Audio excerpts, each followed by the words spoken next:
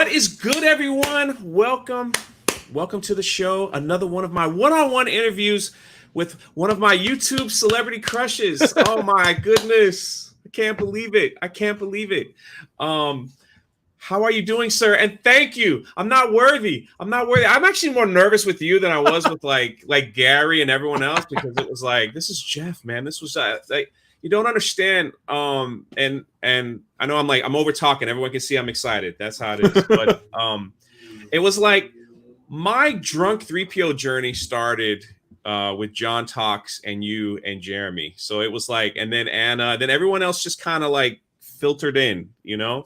Mm-hmm. So it was, and I tell everyone, I'll tell you real quick, like I just like everyone else, I went and saw The Last Jedi, and I was like, what the holy monkey balls is that? You know, like and then I go on Twitter, like, you know, like common people should never do, common sense people should never. And here I am, I'm just on my personal Twitter account, which is like has like 5 followers, nothing special, and like here I find Brian Young like doing a live tweet about how this is exactly how I pictured Luke would be, and I'm like, what? And I just responded one little thing. I was like, how can you really say that? He responds to me and he goes, looks like we have another one of those Insta block or whatever. And I'm like, I've never, like, that was the first time I was like, never been blocked, never been like talked back. I didn't know Twitter was what it is, you know?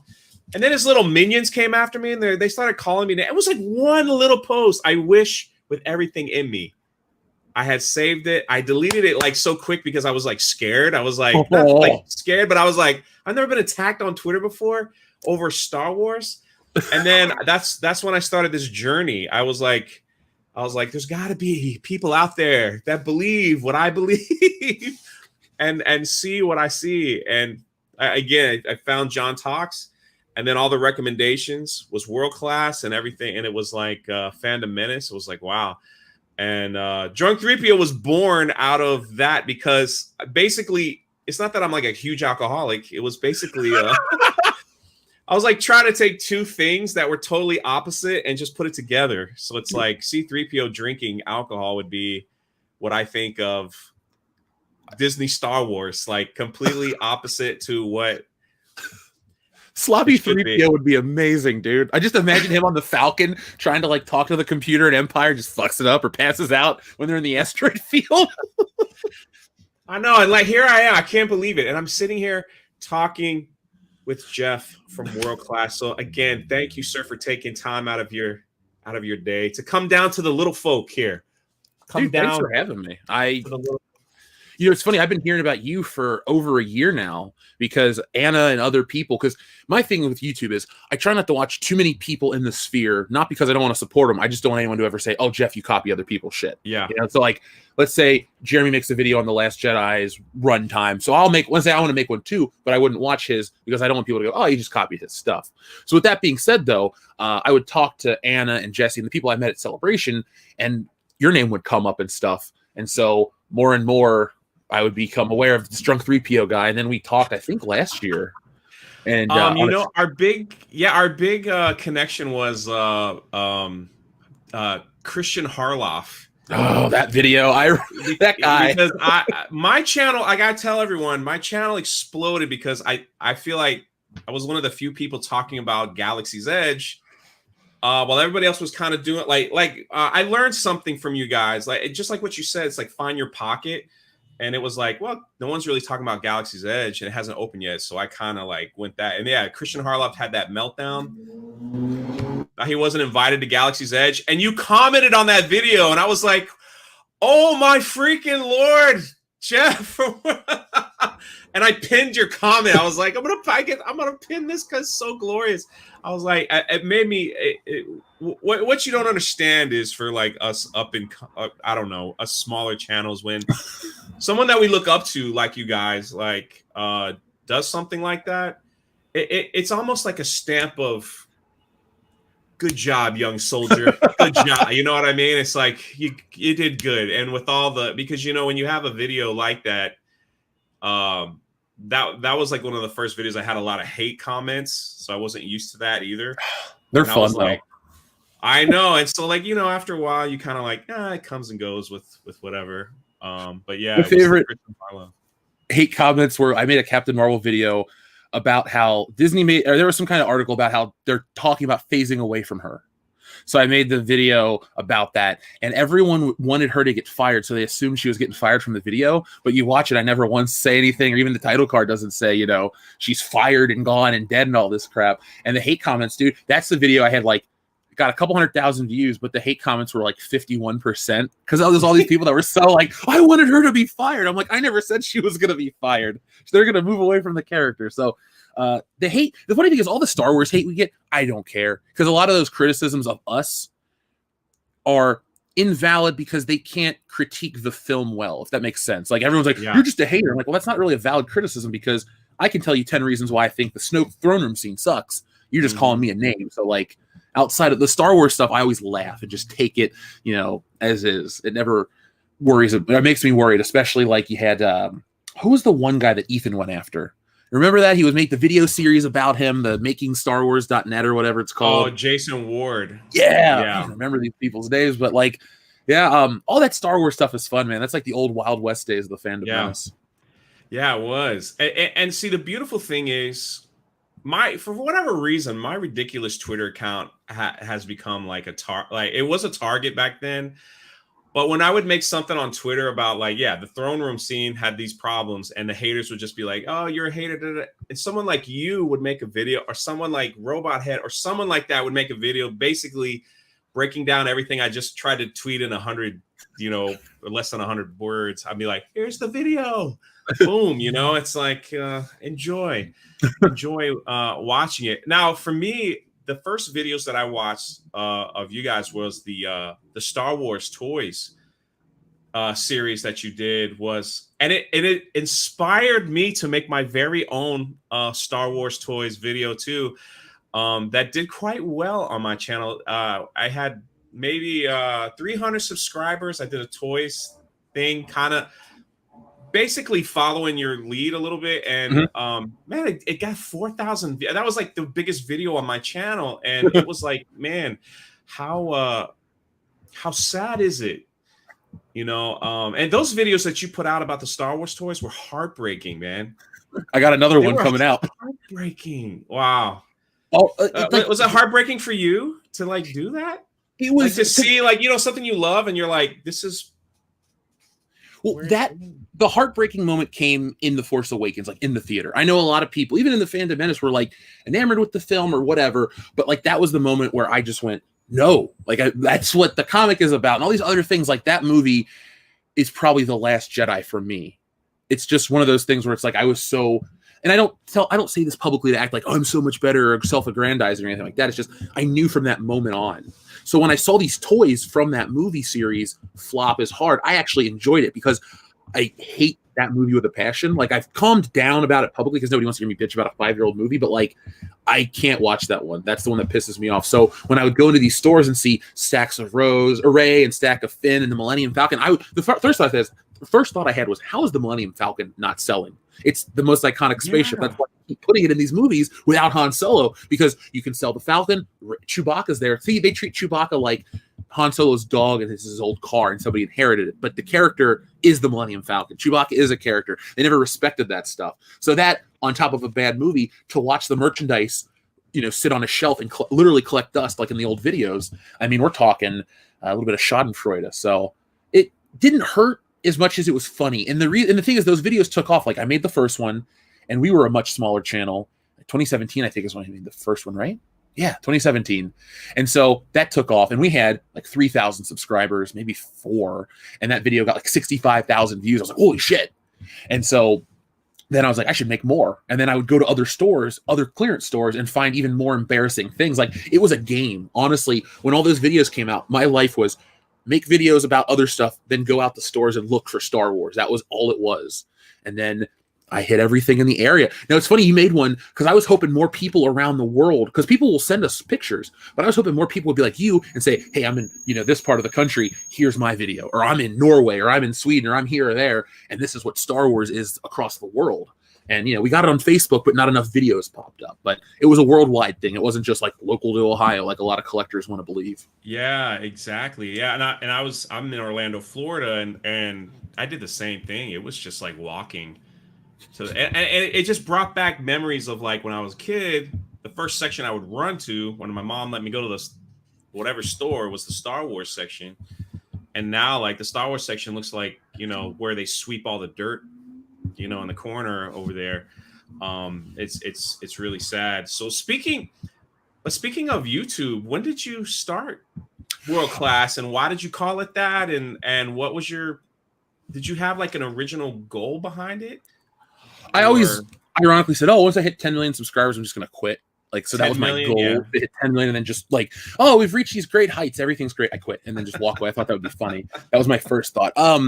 So originally the channel is a byproduct. Actually, the original idea was to start a podcast because I would travel a lot to Michigan to visit Dion or go to school up there. And so I didn't want to listen to music. And this is, in that iPods are still the thing. So this is like 2007, 2008. iPods are popular, all this crap. And I didn't have one, but I would download podcasts and put them on my phone and listen to an MP3 because I didn't have the connector for the car. So I just put it in my pocket and listen. But podcasting became this thing where I would get invested in the show, then I would get invested with each person. So like I listened to this show called Bloody Good Horror, and it was a guy and his brother, and the brother was having a baby. Like you follow these journeys with these people. And I was working on a comic at the time, and I thought, it's weird. It's like you're the fifth person in the room. I want to create something to make other people feel like that. So we started the show in 2015, and it was intended to just be a show. Podcast, we had ideas and stuff like that. And then all of a sudden, Force Awakens comes out. We put out the Force Awakens video. It does very well, but it's also at the time where people are into the movie, so it gets a lot of negativity. But yeah, because you didn't like the movie. You didn't like the Force Awakens.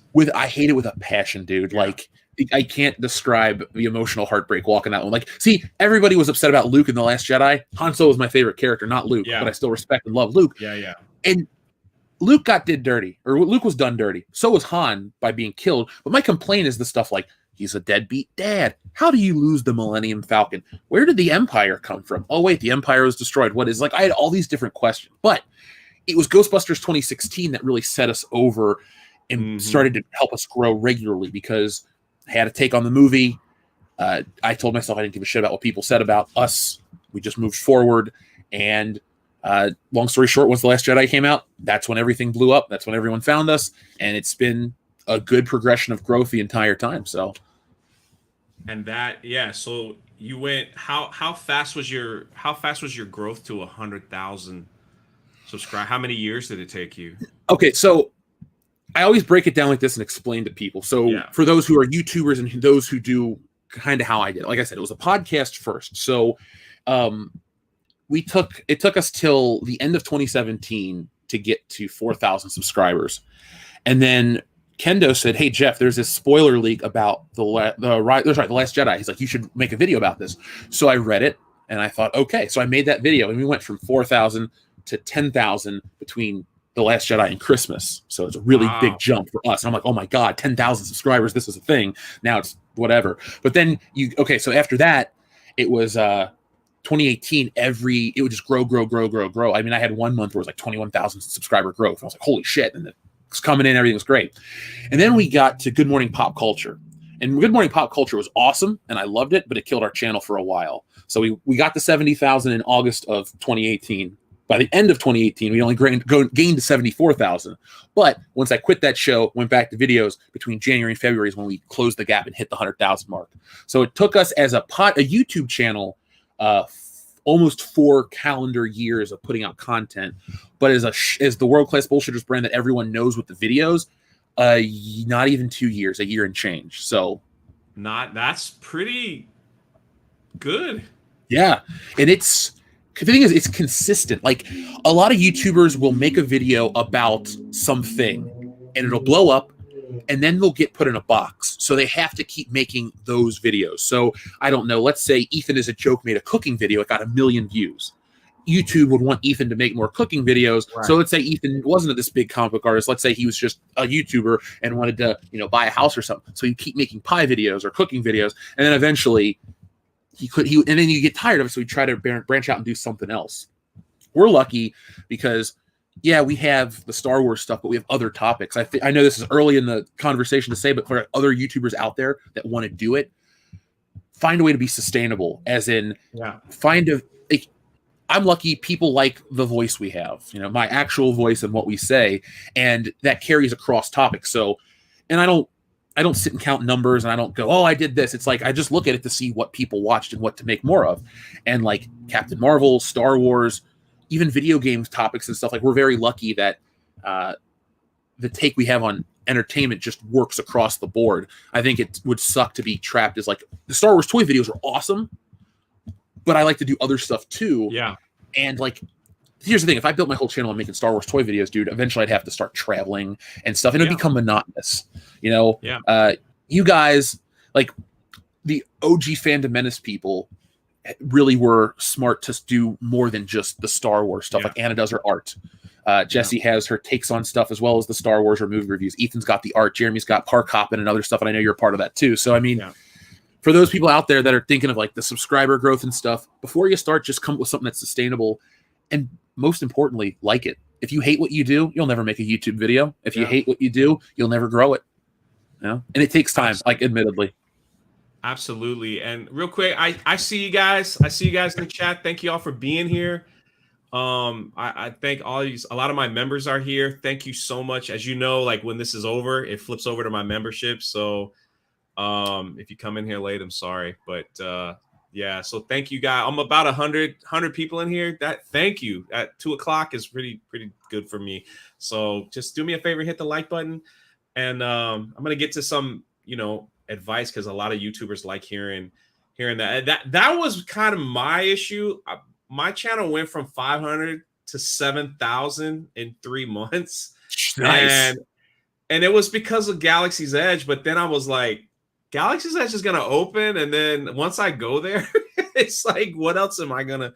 I was kind of lucky because Rise of Skywalker, I was able to kind of move it over to Rise of Skywalker. But then after that, it was like it was mental. Everyone, Gary and Jerry, I talked to them all. They go, just mentally be ready for the wall, because Star Wars is pretty much dead, and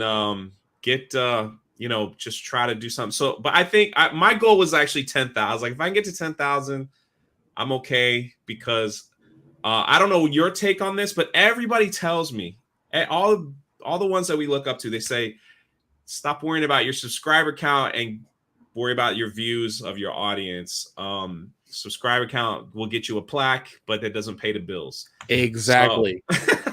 I got my plaque somewhere around here. I don't even have it hung up. It's in the box. Like it comes in this black box. I looked at it. I opened it up for everybody. I had that moment of like, yes. I'm like, now the gold one. And then, that's it. Like, I'm not one of these people that was always, never happy with anything, but like with YouTube and stuff like that you can grow it. I'm like, it's awesome to be here. Let's take a minute and enjoy it. But what's next? And there's weird thing about YouTube is the walls you brought up. I know Jeremy and Gary and everyone's talking about the Star Wars wall, but YouTube constructs these walls that straight up will freeze a creator. But if you're one of those people that will just say screw it and keep doing it, even if it seems hopeless, you can break through that. I mean, even us, we had a weird stretch where YouTube like put us in this category, and we were reaching 1% of our audience, and it sucked. Wow. But I just was like, fuck it, and I just kept pushing, and now it's not where it used to be, but it's a YouTube issue, not really a people aren't whatever issue. That's what all you guys keep telling us. They're like, you just can't quit. You just got to keep going, because you never know when that next one is just gonna, you just never know. You just never know when the next one's just gonna. Dude, I put out a stupid clip from the podcast this past week with Dion talking for 5 minutes, and it got like 65,000 views on a 5-minute clip. I put no effort into that. So it's funny how YouTube, you'll have your effort videos, like the Mulan one. I put a lot of effort into Mulan, and that paid off for, where the YouTube algorithm is. But like that Star Wars one, dude, all we did is talk about Rian Johnson for 5 minutes. So people were like, I got to hear what Rian Johnson said. And then it goes up. Yeah. So with that being said, a couple of YouTube questions. Do you have like a really awesome moment with YouTube? I ask all of them everyone the same question. You have like this moment where you were kind of like, you could just kind of sit back and be like, that was cool. that this has been a cool moment for me with now, not with life, with YouTube per se. It could intertwine. I don't know, maybe a meetup, maybe it's meeting Jesse, maybe it was just, I mean, that's probably way over here. That's different than YouTube. But I mean, was there just like a moment for you where you could kind of sit back and like, that video that's cool. Like that somebody reached out to me or someone that I looked up to talked to me over that video or something. Was there a moment? I love the YouTuber Razor Fist, and when I asked him to come on the show, and he's like, "Yeah, I watch your videos. Of course, I'll come on." And then he showed up multiple times. I was like, "Holy shit!" That was that moment for me, like the YouTube specific moment. Like it was in Retro. Actually, I have to be fair. Retro Blastin' was the first one because I've been watching Michael from Retro Blastin' for years, and before we did the streaming interview, like we do stuff now.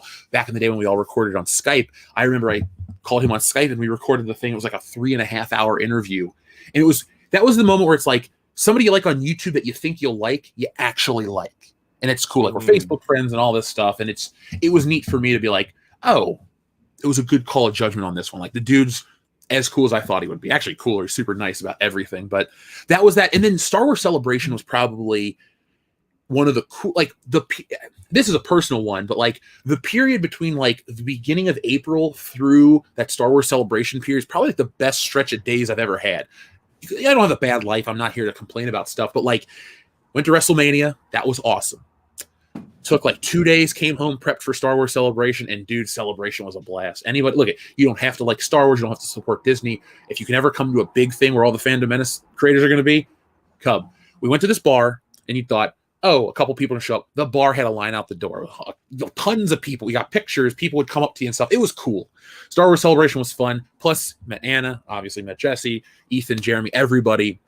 Really made some great connections. So getting to stream with YouTubers that I like is awesome, but the real life impact and further whatever is when I got to go to Celebration, because that was just fun. It's not about like ego or getting recognized. It's like being around your people that you like, we're all Star Wars people. We love this family. shit. It's like family stuff.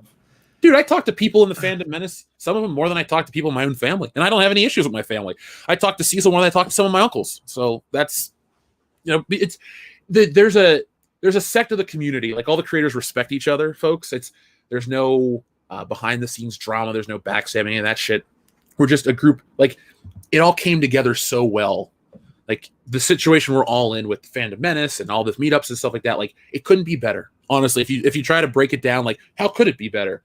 You could ironically say something like, well, Harrison Ford was a part of it or something like that. But think about what it is and what we've all built and contributed and the audience and everything, man. Like realistically, if I want to get super, super like into the question you asked, like my whole life is different because of the YouTube shit. Like I can sit here right now and go, oh, everything's different, dude.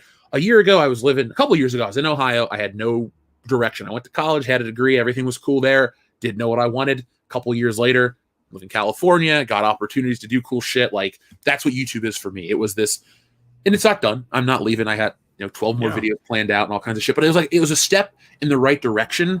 And so at the end of the day, no matter how the platform goes down or what happens, I'll always be thankful because it changed my life, basically. I couldn't agree more, man. That's awesome. Like every Thursday for these interviews is like Christmas for me. It's like, oh my God, Jeff responded to a DM. Like, you don't understand. I'm just telling you. And it's kind of, and now I'm a part of Geeks and Gamers. Like, what the heck? How did that happen? I'm like, you kind of be like, it's nobody special, but however it is, it just happened. And I think if I could cut you off for just 1 second, I used to have that. There's a level of humility, but you got to look in the mirror sometimes and go, what am I bringing that's bringing all these people here? And realize it's not ego. It's not being cocky. It's like I produce something that people really like. Yeah. And people want to come here. And as you can see, you got like Ord's board. He's a huge, I think he's the guy that's setting on a Switch and stuff like that. Like it's just, I don't know, whatever you have, don't downplay it. Just know that there's something inside of you that other people don't have, but it tracks you got 10,000 plus subscribers. Like all these people are coming in all the time to you. So like there's luck, but there's also like all the shit you've built before in your life, your personal skills, you're this, you're that. Like you worked to get here and you didn't even realize it. So like I tell everybody, if you have 1 subscriber or 100 million, like you are the reason. So like enjoy that. Don't don't be too proud or don't be too shy is what I'm trying to say, and that's directly to you, Drunk. Like Take it, man. People love your content, dude. They love something. So being, look at this. Look at Ors. Did Jeff just say my name hard? I did. I know, right? Isn't it weird, Ors? Isn't it weird? Yeah. So it's sketch therapy's here too, so he's cool. It's weird. But being recognized, like, was it? How does that feel? Cool. You ever been recognized in a weird place, like you didn't expect it? Yeah, or early on too. In 2018, as the channel has this like slingshot, I'm at my favorite local toy store, Road to the Past Collectibles, cheap plug. The dude that runs it, double thumbs up, great guy. If you're in Cincinnati, go there. I'm there buying Marvel figures or hanging out. I don't remember exactly what I'm buying, but I'm talking to the owner, and the guy goes, "Are you Jeff from World Class Bullshitters?" I go, "Yeah." He's like, "I know your voice." I'm like, "Oh." So that was just so weird. And then I had a couple, like, obviously at Celebration it happened because you're bringing all the Star Wars fans together. There's a great chance that people know who you are. And so I had a bunch of that. And my favorite one, I'll never forget, there's a guy I went to college with. He was nice, but he was always kind of like judgy. So I was like, and we were friends though, but he's always like, whatever. Like his way was the best way. So he reached out to me. He's like, "So what are you doing these days?" And I told him I'm on YouTube, and he thought it was whatever. So I was like, "Dude, we're going to be in Chicago. Come to Celebration. Come to this bar, hang out." And so he comes to the bar. And it was cool because there were just, like I said, tons and tons of people. It's like, I didn't realize it was that big of a deal. Now, this is the setup for the story, though. We're at Celebration, and it's the last day. He comes to the show, and I'm hanging out with everybody. And the best-looking woman I've ever seen comes up to me and goes, "Aren't you the guy from World Class Bullshitters?" And I went, "Yes, I am." And my friend gave me this look, and I was like, "I have made it." It was just so fun to look at his face. Because he thought it was like, it's just some whatever thing. And I was like, "No, it's a thing." And then, boom, that. And that was the most satisfying moment from anything. That's pretty funny. Real quick, Chris, my friend Chris, thank you. Thursdays one-on-ones are my new obsession. Yeah, they've been working out well. Thank you all for being here. Thank you for the super chat. Mara Jade, my number one fan. Shout out to Drunk3PO, an up-and-coming YouTube channel. Yeah, thank you, Mara. Much love to you, Mara. She always has wonderful, encouraging things to say. I always tell this story. I know everyone gets bored of it, but you might not have heard it. I was in Pensacola with Jeremy from Geeks and Gamers. We were walking through Pensacon. I had a Drunk3PO shirt on. And a lady comes up. She's like, "Oh, my God, I love that Drunk3PO shirt." And I'm like, and she just walked away. And that was it. And I was like, God dang it. Right in front of Jeremy. I'll never hear the end of it. It was I get recognized more on the park hopping channel because everyone because I'm always at the theme parks, and people that are subscribed to that channel, like, they know where I'm at because I'm live streaming from Walt Disney World. So they're like, "Oh my God, he's here." So like they can watch the live stream and they figure out where I'm at, and they mess up my live stream. So dude, if I was there and saw you, I would just break it and ruin it for you. But it's me from World Class Bullshitters. I'm here to ruin this stream. Bye. So, there was like people, you could see the stream, like you could hear me like, "Can I help you?" "Oh yeah. You can like hear it softly, like, "Yeah, you can get a picture. Hold on a second." And I'm like, you could see the live stream like fumble around while I set the camera down, and people like taking pictures. I thought it was like, man, that's pretty cool. It's so fun how the social media landscape, like basically the internet, has created the ability to have the status. Before, when it was the traditional media, and they have to pick who the stars are and this and that. Like, now, if you got an interesting take, you can really do stuff and then get asked for pictures and autographs and theme parks and stuff. That's like our grocery store. People recognize us. It's the weird one. Like, we have masks on. It's like 5 a.m. because we've been out or up all night, and people are like, "Oh, Jesse and Jeff, what's up, guys?" And we're just like, "Shit." So that's the flip side of it, though. Not to sound egotistical, but like sometimes when you're going to places, you gotta make sure you don't look like shit. Because the last thing I want to have happen is like you go somewhere, somebody recognize you, you have like a hole in your shorts and you smell bad. Like, that's not the image you want to present to these people. So especially earlier on, I was like all adamant about shaving all the time. Always showered and stuff. I was like, gotta make sure everything matches this, that, and look great. So in case anybody's like, whatever, like that was a thought at Celebration. I'm like, do I need to go like the extra step for all the guys? Like, should we get suits? Should we do something? And then I just wore jeans and a t-shirt the whole time and said, fuck it. But those were thoughts I had about this stuff. Because the last thing you want to is like, what if somebody took a picture of you and that's like the only picture anyone will ever know of you is like, you without matching socks or some dumb shit. It's like, whatever. And then all your haters will use that for their thumbnails when they talk bad about Oh God, those people are the best. Real quick, I thank you guys for the love. I appreciate it. World Class got me started watching and making my own videos, and Drunk was one of the first to welcome me into the large community. Keep it up, gents. Thank you for the super chat. I appreciate the kind words. Appreciate the $5. And DCG says, World Class, did you play much Halo back in the day? Tons, dude. Cheap plug. Two things. WCBS Gaming on Twitch and whatever Jesse and I are going to call it. I think we're going to call it Mindless BS or World Class Entertainment. We have to figure out the exact name. But starting tomorrow, every Friday, we're going to stream Halo. So if that's something you guys don't just want to hear me talk about Halo, but watch this, we're going to go through the Master Chief Collection and then 5 or 6 eventually when it comes out. Like, I'm a big Halo guy. We have a... Hold on one second. No problem. What channel is that on? There we go. So we have a Master Chief helmet just chilling here in our apartment. So we love Halo. It's going to be over. Jesse and I are starting a Twitch channel. We're going to try to launch it for tomorrow. We're either going to be Mindless Bullshit or World Class Entertainment. I'll know tonight by the podcast. So tune in tonight and I'll give you guys the official announcement. But awesome. Whoever asked about the Halo, yes, I've played a ton of them. I love them. Thank you, according to Christy in the chat, for promoting the channel. Appreciate that. She's freaking awesome. She's freaking awesome. The second question is, do you have like a really, really, I don't know if it's dark moment.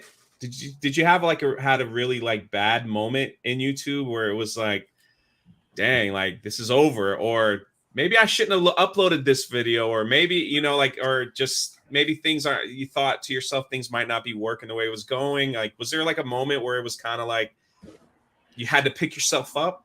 Oh God, like really bad moment. Not even just a moment, but the thing is with YouTube, it's ebbs and flows, and it's not. And the problem I think a lot of creators have is people aren't bitching because they're lazy. It's people want to put in work and know, like if you go to a regular job and you put in your 8 hours and you got your pay, you're going to get paid. Put it like that. It's your pay. You're going to go home.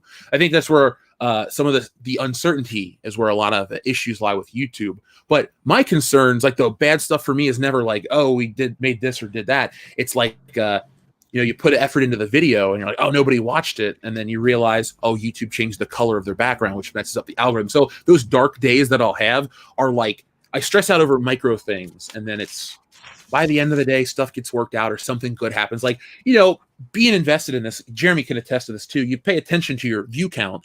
And so like you put out a video you're really proud of and you have it timed right, great title card, and you'll get like 1,000 views an hour. And you're like, what the fuck?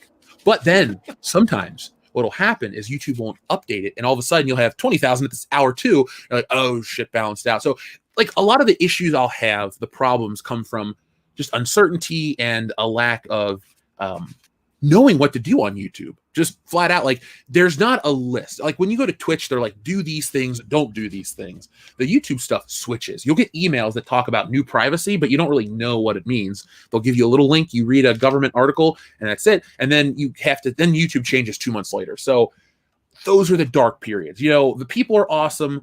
I'll admit sometimes we'll have like a shitty stream or a video that I've never put out videos that I'm embarrassed by. I'll admit that, like just flat out. Sometimes it takes longer, but I never put out the ones that I'm bothered by. But the audience will pick me back up. Like, I don't know, a couple months ago, I just was like putting out stuff. It wasn't really catching on. I wasn't into it, whatever. But like Salvador and a bunch of dudes were like, hey man, this one that you put out had thought into it and all this stuff. And then the fans will really help me personally out of any funk. Like for you watching in the future, folks, thank you, because that's literally what it is. Like something bad will happen, get a nice comment from somebody on the Facebook group or talk about this and that, and you go, oh shit, it's worth it. And then instantly, I don't care about any of the problems. I'm 100% dedicated to the YouTube thing. If you put out a video that bombs, do you how long do you stress about it, or do you just move on to the next one? Okay, so it's a duality because I don't stress anymore. Like I'm in a thing like earlier this year, maybe it was because of Corona or whatever, and all this other crap that happened. Like it just, I moved, grandma died, like all these bad things happened, kind of just, put me in the most human place I've been in a while. Domino effect, yeah. Yeah, and it sucked. Yeah. So that was like, this year was about it. But overall, like I'm just in a much better place. So I don't really have too many of those issues. I don't want to sound like a robot, and I don't want to sound like I'm deflecting. Just like certain things I worked through. Like that's to sound. We really want you to sound human. That's why we asked, because this is not, this is, we want you to be human. Well, I think it's interesting for each YouTuber. Like, you're going to go on a journey, and I know that sounds a little, eccentric, but it really is, because you're going to go on the journey of learning the system of YouTube, figuring out how to work it. Then you're going to learn what kind of person you are too. It's interesting. I'm sure you've had some stuff where you're like, I didn't know I could do that. Or like, you have these good positive self-discoveries in creativity. You're like, I didn't know I could do that. Or like, I jokingly wrote a rap for our next video. Like, it's making fun of that Kotaku shit. And, I parodied the song Stan at the end of it because I was just feeling it, So you'll find out more about yourself, folks, is what I'm trying to say. Like, go make your content. But none of your favorite YouTubers knew what they wanted to be. Drunk, you weren't this when you started your first piece of content, were you? No. You grow. So. Yeah. I go back sometimes. I'm like, should I just delete this video? But I'll just leave it up. It's like my very first one, and I'm like, this is what I think will happen with the Marvel. And I'm holding my snowball mic and the background. Look at it. See, this is what gives me motivation. Look, Cecil is in the chat, who took all the cash grab money and ran. What's up, guys? You'll be at 20K plus very soon, Jay. Oh man, as long as I'm your friend and one in your heart, that's all I asked for. That's all I asked for. Hi, Cecil. Thank you for the super chat. Cecil's a part of we have a secret Fandom Menace project coming up. I'll tell you about it off one of these days if you want to hear about it. It's coming out soon, so you'll find out about it. But Cecil's a part of it, and Cecil knows what it is, and it's really cool. It's put it like this: it's the most Fandom Menace thing ever, and all the Fandom Menacers are gonna want it. I think someone close to me slipped a little bit, and I kind of know. You think you'll know because you talk to the person producing it. You've probably seen it, so if you have, that's cool. I'm not like, oh, she broke a secret or something. I'm mad. I want everyone in the world to know. I just wanted people to see it like done before we put it out there. But I hear her talking about it all the time. She's like, I'm working on this secret. And I'm like, all right, I could, I know everyone. I can put but yeah, I can't.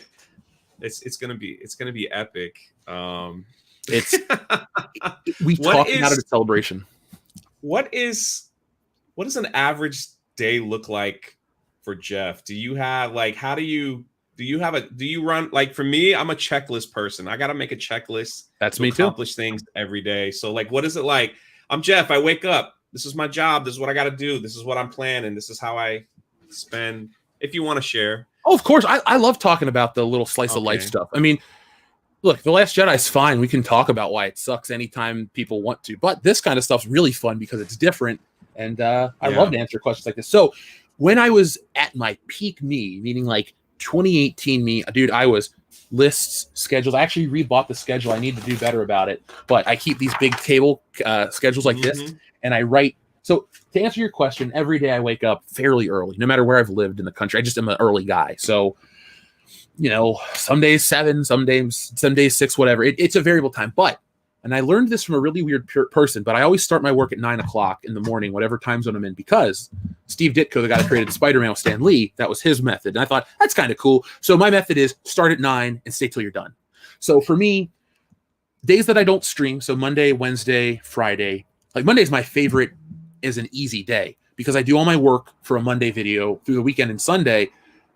Realistically, I can take Mondays off and still grow. Like there are Mondays where I watch the videos up, I'll play a video game or go out or do something. That's, whatever. But when there's streaming days, I have this really annoying alarm set on my phone for 5:15 p.m. And every day it sounds like that. And it lets me know that it's pretty much time to clock in because I love YouTube a lot. Like even the bad stuff, the worst days are better than, doing something you hate.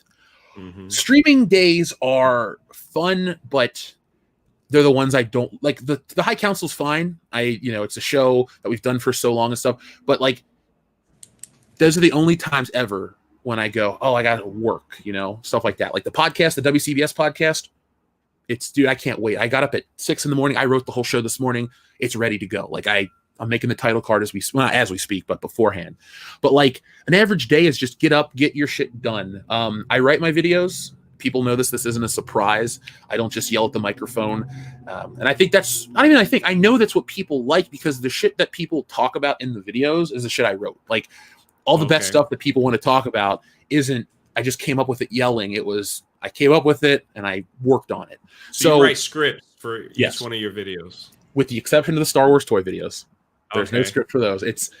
I edit the video itself, and then I watch it, and then I record my narration, because piecing it together, the editing of that one is more important than what you say. It's a visual video. Honestly, I could have put those out mid 2018 with very little dialogue, mostly just that music I use, and they still would have done. It's a visual thing, but streams also mean I stay up later. So tonight I'll be up because I have my show at 8:30, and then Jessie will have her show afterwards, and then we want to have a life afterwards, plus the Mandalorian and stuff. So it's a weird schedule for those out there that ever are thinking about doing it, because it's not like a linear, you do this, this, and this. You can make it that, and that's what I do. But you also have a lot of wiggle room. Be careful, though, because like me, you'll find out that you have a lot of wiggle room. You'll take too much, and then you'll get into a rut of not doing it. So, Fatal J's here. I know. He's talking about my hair. That's all good. So it's a mess. It is what it is. I actually brushed mine to be on camera for you because you were so excited about this, and I thought, I respect Drunk. He's a good dude. I got a Star Wars t-shirt put on, and I brushed my hair, and I made sure that I didn't look terrible, so I could at least, because I figure if you're going to do an interview segment and people want to watch it, nobody wants to sit here for whatever and just I drew the picture of myself. There you go. There's the real guy. So even I'm prepared. I was excited because the High Council, was that your baby? So the way the High Council started, a couple years back when Ethan sent me a message out of the blue. See, I'm a big comic book fan. For those who don't know me that well or know who I am at all, I love comic books. I've been reading them, actually learned how to read through comics. So I knew who Ethan was. To me, when people are like, oh, Ethan's this artist, I'm like, didn't you know? I've just been reading the work for years and years and years. So I've always known him. So when he reached out to me, I got super excited. I'm like, Mom, this guy from DC Comics just contacted me. And she's like, what? What happened? She thought it was great stuff. And Ethan goes, at the end of the stream, he goes, we should do this again. And I go, of course we should do this again. This was a lot of fun. So that one sentence was like, we should stream together. And then the High Council, we started to work through it. So it was a collaborative thing. Originally, it was Ethan, myself, and Jeremy from the Quartering. He's the very first episode, I believe. Jeremy from the Quartering was the first episode. I did not know that. He's the first or the second because your boy Zach is one of those two. It wasn't Jeremy from Geeks and Gamers was not in the fold in the beginning. He had no say in the creation of the show or anything. It was Ethan and I were just coming up with something. We knew we wanted to stream together and we needed one more person, but it was like this vetting process. And the audience wanted Jeremy from Geeks and Gamers, and I didn't really know. I was like, okay, whatever. And then there it was. And the three of us together. Or is that how that worked? You contacted Jeremy from Geeks and Gamers? We contacted him. He showed up. He had a good time. We asked him if he wanted to come back, and then we just had our business talk of how the things work with the High Council, and then he agreed, and the show was on with the three of us for 90 not 90 episodes, maybe 70 episodes, something like that. We made it over a year for sure as the us. Yeah. So that was the Tuesday event, man. That was Last Jedi, after Last Jedi. That was the Tuesday event. Was the High Council? Look at that! Isn't that great? I love it. your cat is shit pancakes up there. He's okay. So yesterday was a weird day because this TV showed up, so we were up early trying to scramble, and then all of a sudden the cat just starts vomiting everywhere. Not just on a little pile on the floor. It's up on the cat tree. It puked into my toy bag from Target. It got on Jesse's clothes. So I love these cats to death, and I treat them well.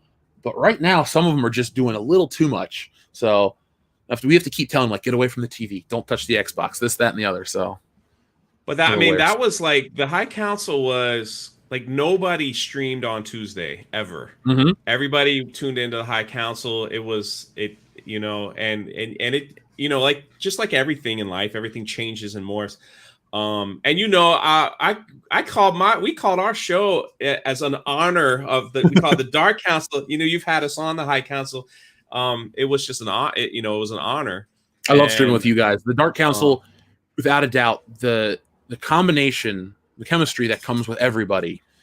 It's like our show where we're just dudes that get along. Do the guys know each other in real life from the Dark Council, or We just know each other. We know each other pretty well, yeah. Because like we know each other. We haven't. Some of us haven't met. I'm in Florida. Oh, okay. A lot of them are in New York, Mm. and then Fatal J's in Texas. But we were planning a huge meet and greet, March, but the world shut down. So we might do that again. I can't wait to do a meet and greet. We had planned on. I wanted for 2021 to do this like Fandom Menace convention. Early in the year, I talked to Jeremy and Gary about stuff, and they're like, "That's a great idea. We should do this. We're gonna get together." But then everything kept shutting down more and more and more. So I kind of was just like, whatever. And then it was, well, Celebration will happen in August, so we'll all get together then. Canceled. Well, we got Star Trek Las Vegas canceled. So I'm just ready to like the day we meet is going to be awesome. We'll share a beer and hang out. I don't know what you drink, so like everything cool. Okay, cool. I do too. Then everything but IPAs. I only like those because of the high alcohol content. Because you'll meet me one day. I'm a very big guy, and it takes a lot of alcohol for me to feel. That was my next thing. Was like I was gonna say what people don't realize is that I'm 6'4", about 260, right? Jeff is like 6'5". Jeff's everyone tells me that you're a little bit bigger than me. Oh yeah. And the drinking stories, I was like that have come from the legends of Jeff from World Class, and his drinking stories are legendary. And so originally, when WrestleMania was going to be in Tampa, I think I contacted you and said, "Listen, I'm just down the road. Can we, And I think we were like, yeah, let's work it out. But then, of course, the whole world just decided to. I had plans for that, dude, because we rented an Airbnb. We were going to have you over. We were all going to drink. Yeah, I talked to the guys. I was just like, and I was like prepping. I'm like, I got to get, I got to hang a little bit. I know, like I heard the stories because it starts off as a story, then it goes into like rumor, and then it goes into myth, and now your drinking stories are like legendary. They're like Andre the Giant legendary stories now. Like when I bring it up, like to other people, they're like, "Yeah, I hear Jeff can drink." Like you don't understand. The man had 121 beers drinking with Ric Flair. And I'm like, wait, wasn't that Andre the Giant? No, that was Jeff. That was Jeff. It wasn't Andre. That was Jeff. And so I was like, all right, I got to get ready because I can't be like one and two and be like, I'm good, buddy. See, I'm one of those, like, if I don't pregame, let's say I went in cold to drink with you. We're just going to do it long haul drinking. I would get a couple beers in, and then something would click in my mind. It's like, you feel it, but you want to win. And that pretty much like this. There's like a weird window where like I'll get to point, let's say 1 to 10. 10's the drunkest, blackout, barely alive, 1's sober. I'll get to about a 3 or a 4, and then I'll basically freeze before I get to 10. Like I'll stay there. I can drink copious amounts of booze for hours and hours and hours and hours and hours. And if I hit that point, it takes me forever to get to 10. Like I've only blacked out a handful of times in my entire life. Like I chugged a bottle of Bailey's Irish Cream at a party once. That was the ugliest I ever woke up. Other than that, I also watched a guy drink it out of a shoe, like on the Mighty Boosh. So that was pretty cool. That is pretty cool. I think I said that right. Love World Class. Jeff, love the Star Wars Toys video. Would love to see you do another one on Hasbro. He said there's one coming. Yeah, I filmed it yesterday. I was going to try to get it for today, but we got a new TV, and so we came back after the matriarchy and we put it together. And I don't know if you bought one recently, but like there's more steps to just like than just plugging in the TV anymore. Because I haven't bought one in years. It's more than just plug and go. It's like drop 3 droplets of blood on the left. Then they need an eyelash rubbed in over here on the right. Jay, so much fun for park hopping. My 80-year-old mom watches too. Thank you for the super chat. Thank you, Aram. That's pretty funny. Hail Damajana, there's one of my brothers in there. How you doing, buddy? He's got a birthday coming up, I think. Yeah, it's coming up. So speaking of WrestleMania, yes. Now, some of y'all might not know, but Jeff likes wrestling. Can you believe it? So do I. I'm right. And there was talks years last year that Jeremy was trying to do like some wrestling podcast thing on the Sports Channel and all that stuff. It just never progressed. But the cool favorite wrestler of all time? Oh, The Rock, hands down. Like Rock. So you're part of that Attitude Era. That's your era. attitude, and he's frozen, just like that. So I was gonna get into like wrestling. Let's see if he comes back.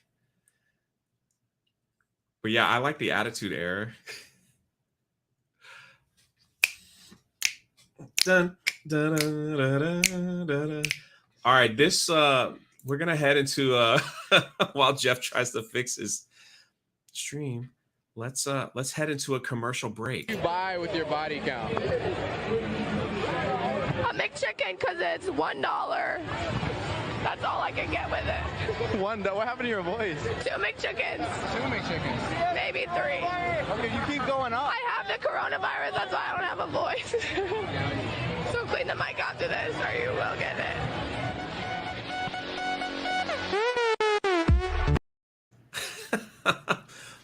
Jeff kind of disappeared, but he said that he'll be right back. Jeff, do you want to see my downstairs mix up? If he hops back on, we'll I'll ask him that. So, how's everybody doing? I wasn't expecting this. You know what the problem is, Fado? When I play that, YouTube clips it, and then they take that clip of them dancing with the coffins, and they send me a notice saying that they demonetize that video. So they say that it's not welcome. Hey, there he is. It dropped me for some reason, dude. Like we were in the middle of that conversation, your face froze like this. I kept talking because I thought it was a little hiccup. So could you ask me that question again? Because I completely forgot where we were. I said, your favorite era is the attitude era. Yeah, it is when I started watching. I gotta say, wrestling from 99 till early 07 is pretty solid across the board. Like, if you're like, Jeff, you can watch one decade, almost of a decade. That's a Monday Night Wars, man. The Monday Night Wars. Were you the guy that watched both? No. So I didn't grow up in a house. We couldn't afford cable. So I didn't get into wrestling until SmackDown had just come out. So we're talking late 99, and SmackDown had like 5 episodes in the can. And I got hooked, so I watched wrestling every Thursday, Channel 25 on UPN, and it was the Monday Night Wars had pretty much been decided by that point. We're talking November of '99, and because I'm such a wrestling fan, you can go back and look at the ratings when the actual, like Mick Foley or this or that. So yeah, I knew WCW. I had cousins that were huge WCW nuts actually, and they tried to get me into wrestling because we've always been like into the same stuff because we're the same age. But wrestling just didn't do it for me. But then I saw The Rock and I heard him talk. I was like, what is this? And normally, like, you watch a show or a movie where this guy talks and then loses because, he got ego. He got his ego gotten the best of him. But this dude, like, talked a line of shit and then won. And I was like, this is the coolest thing I've ever seen. Honestly, from the first time I saw it, essentially till now, I've been hooked, like, nonstop. Almost nonstop. But, been a fan for 20 years. So The Rock... like not Austin, Vince McMahon, those things. Let me give you my top 5 then, since we're All right, here we go. Top 5. The Rock, Chris Jericho, Macho Man Randy Savage, Shawn Michaels. No Triple H in there, huh? Triple H, to me, Triple H is the best in the world at the basics. You're gonna get a good match out of Triple H, but it's the most basic spine busters. It's the most basic knee. The thing is, like, all the signature moves of Triple H outside of the pedigree are other people's things. The Harley Race leg drop, the Ric Flair knee, all of these Triple H staples that people love to attribute to him. He just watched his favorites as a kid and did them. You got a guy like Austin who has the Lou Thesz press, but is a little more of his own guy, The Rock, legacy and all that stuff. But I respect Triple H and Stone Cold, and here's the kid answer why I hate him. They fought The Rock and beat him up, and I like The Rock. So to watch him lose to Stone Cold or Triple H made me, like, when Austin won at WrestleMania 17, it was the first pay-per-view we ever ordered. My mom, there was a deal at Blockbuster, and if you bought DirecTV, you got a whole year of rentals for free. So she's like, that's a great deal. We're getting DirecTV. So we did, and WrestleMania came around. I begged her to order it. She did, and my heart broke. I was like, 12 years old at WrestleMania 17 when Austin beat The Rock and they cheated. I was like, no, man, this is over. I can't believe this happened. So I wasn't one of those kids that thought it was real, but I got into the story, like really invested in everything. Exactly. I was the same. I loved to this day, Bret Hart is my number one. He's a great wrestler. Will be. And this is the only reason why is I like the Undertaker. I love all the, I'm a big fan of all that. Never really cared for Cena too much, but he was always there because when they made him like Ray from like John Cena to me is like Ray from Disney Star Wars. Put it that way. He's Super Cena. Yeah, yeah. And but there was a SummerSlam when Bret Hart had the title and he was going up against the Undertaker, and everyone and everybody, and I was like, Bret Hart's gonna beat the He's gonna beat the Undertaker. Actually, the Undertaker had the belt. Excuse me. Right? No. Bret Hart had the belt. It's SummerSlam '97. Undertaker was champion. Yeah, understand. And I just like Bret Hart's gonna get the belt. He's gonna get the belt, and everyone's like, "You're stupid." I got hate. I hear him like, in school getting hate and all this hate and all this hate and all this hate. And so I'm like, all right, we're gonna have a big party. I'm gonna ask my mom. All right, yes, everything's cool. Everybody's over. The whole thing, man. The whole thing. And sure enough, Bret Hart found a way to pin the Undertaker for the belt. Dude, I never felt so like I was just like, what the heck? I felt so glorious. I rubbed it in everyone's face. Oh my gosh, dude, for months. I didn't even care if he lost it the next day on Monday night. That's usually what happens sometimes. They had a pay-per-view and then they might like Kane, yeah. Yeah, that was a joke. But to me, that was like, he's the greatest ever. Did I ever tell you my what my moment like that is for me is I've had the fortune to go to WrestleMania a bunch. So rumor is, because normally tickets are on sale now and they're not on sale. Rumor is they're moving from California to Florida and they haven't set it up final. Mm-hmm. So if they go to Florida this year, you got to go. Like you got to come up the guy. I was going to Tampa. They're talking about like being in Orlando. You hear a lot of rumors. Mm-hmm. You hear a lot of like interesting rumors. So Disney's actually building this giant warehouse, and the more that they're building on it, they just bought like tons of land. People that I spoke to over at Disney are like, I can't tell you, but may the force be with you, right? And I'm like, you telling me like Lucasfilm could be moving because of like what Governor Newsom has done to California, shutting everything down. And like I said, Florida's like, June, the governor was like everything just wide open. Our governor came on and was just like on that September holiday, and he had a Corona in his hand, and he basically was like, I want everyone to go to the theme parks, go to the beach. I'm lifting all the tolls. I'm lifting all the fishing license. I want everyone to get out of their house. Get out of the house. So, yeah. And so now, like, because, Orlando has all the wrestling's being filmed in Orlando now. Mm-hmm. To the empty stadium. So they're not really traveling. We had the NBA, we had soccer, we had all this stuff. And so now it looks like if they do, I'm definitely I've never been to a WrestleMania. It's on my list. I've been to every other major sporting event except for a Super Bowl, WrestleMania, the last two on my list. But I've been to everything else. Royal Rumbles, everything. What year did you go to the Rumble? I went to the year when AJ Styles made his appearance. Oh, okay, 2016. Okay. Yeah, that was the one. That was in Orlando. And AJ Styles made his appearance, and we were all like, who is that? I love that guy. Oh, my God. Oh, my gosh. It was so loud. That was when the Roman Reigns was Super Cena. Yep. And I hated him. Like, I was like, I can rewrite this for you guys. Like, let Roman Reigns go away for a little bit. That time Roman Reigns won the Rumble, and he was being booed out of the building, and they sent The Rock in just to kind of like. The Rock. I know they booed The Rock, and The Rock's like holding his hand up with his look like, dude, all right, we need to leave. I was booing The Rock on that night, and he's my favorite. I'm like, you sell out. Do not try to promote Roman Reigns. He sucks, dude. Like it does. Don't try to give somebody else a legacy on yours. All right, don't be that nice. You're The Rock. He's Roman Reigns. There's a disparity in who's better. My friend Ben is in the chat. I have to introduce you to him one day. $10. Thank you, Ben. He says The Rock was probably one of the best fighters I ever fought.